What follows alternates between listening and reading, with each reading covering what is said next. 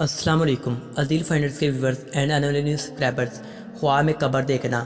حضرت دانیال علیہ السلام فرماتے ہیں کہ قبر کی تعویل قید خانہ ہے۔ اگر دیکھیں کہ اس نے اپنے لیے قبر کھودی ہے، دلیل ہے کہ اس کے احوال تنگ ہوں گے، اور بعد اہل طبیب نے بیان کیا ہے کہ قبر کی جگہ پر اپنے لیے مکان بنائے گا۔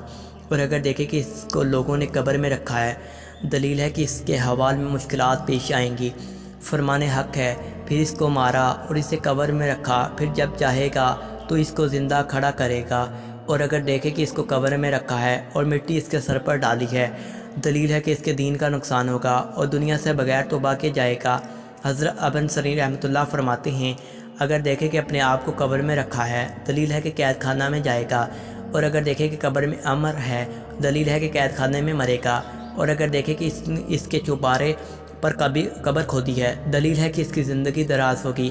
اور اگر دیکھے کہ قبر پر کھڑا ہے، دلیل ہے کہ گناہ پر قائم رہے گا۔